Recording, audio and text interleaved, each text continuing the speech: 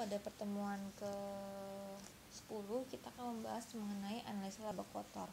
Nah, analisa laba kotor ini juga kita kebagi menjadi dua ya.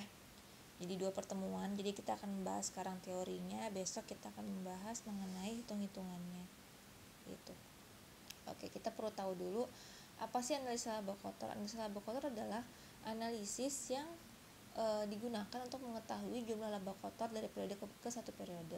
Kemudian juga untuk mengetahui sebab-sebab berubahnya laba kotor tersebut antara periode itu kenapa sebabnya.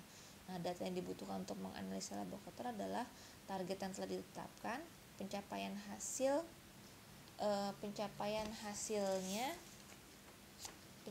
hasilnya pada periode tersebut pada periode tersebut dan laba pada beberapa periode sebelumnya. Periode hasil laba pada periode tersebut,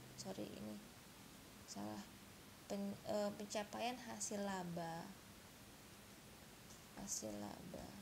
pada periode tersebut dan laba pada beberapa periode sebelumnya.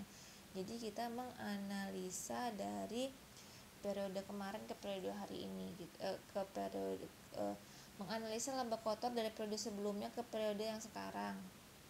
Oke, ada dua faktor penyebab dari perubahan laba kotor, yaitu penjualan dan harga pokok penjualan gitu. Nah, sementara untuk penjualan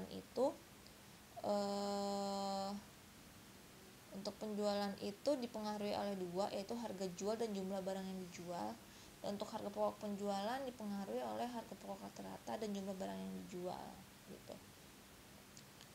Oke, kita mulai dari sini ya, saya jelaskan satu nih.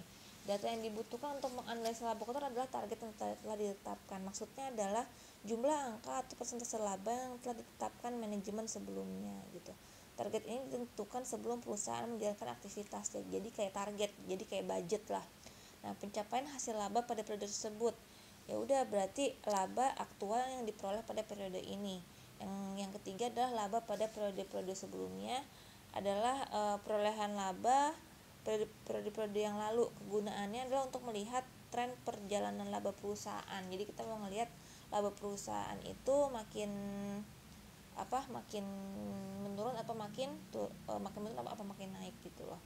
Nah, ada dua faktor penyebab dari perubahan laba kotor adalah penjualan ya. Kalau penjualan tahu kan, yaitu adalah omset ya kan. Lalu harga pokok itu adalah barang yang harga barang yang telah kita jual, jadi kayak modal kita gitu kan.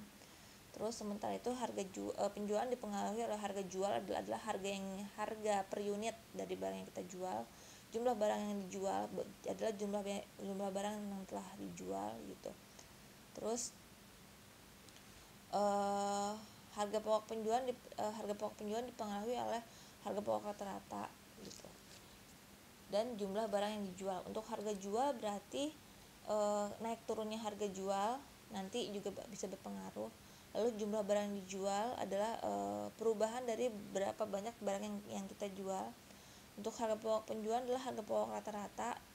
Jadi perubahan dari modal kita dan jumlah barang yang dijual gitu. Untuk harga pokok penjualan ini bisa dipengaruhi oleh banyak ya, oleh harga bahan baku, upah tenaga kerja, sama kenaikan harga secara umum gitu loh. Makanya kalau misalnya ada yang berubah pasti akan mempengaruhi laba kotor kita. Jadi intinya adalah perubahan laba kotor dipengaruhi oleh 4 faktor, yaitu berubahnya harga jual, berubahnya barang yang dijual, berubahnya harga pokok penjualan, sama berubahnya jumlah kuantitas dari barang yang dijual. Nah, sekarang manfaatnya apa sih gitu? Untuk analisa laba kotor, untuk mengetahui penyebab naik turunnya harga jual, ya dong, kita mesti tahu kan kenapa nih harga jual kita naik. Untuk mengetahui penyebab naik turunnya harga pokok penjualan, nah ini kita perlu tahu untuk efektivitas dari suatu perusahaan. Terus suatu bentuk tanggung jawab bagian penjualan akibat naik turunnya harga pokok, ya benar. Jadi kalau misalnya nggak efektif, berarti kita mesti tahu nih di bagian penjualannya kenapa gitu kan harga pokoknya bisa naik. Terus sebagai suatu alat ukur untuk menilai kinerja manajemen pada suatu periode, ya betul. Terus sebagai bahan untuk menentukan kebijakan manajemen ke depan gitu. Jadi untuk menentukan kebijakan ke depan, ini kenapa nih gitu loh, kok laba kotor kita turun, kenapa laba kotor kita naik gitu. kotor. Faktor yang mempengaruhi perencanaan laba kotor adalah volume penjualan tahun sebelumnya, ya kan. Jadi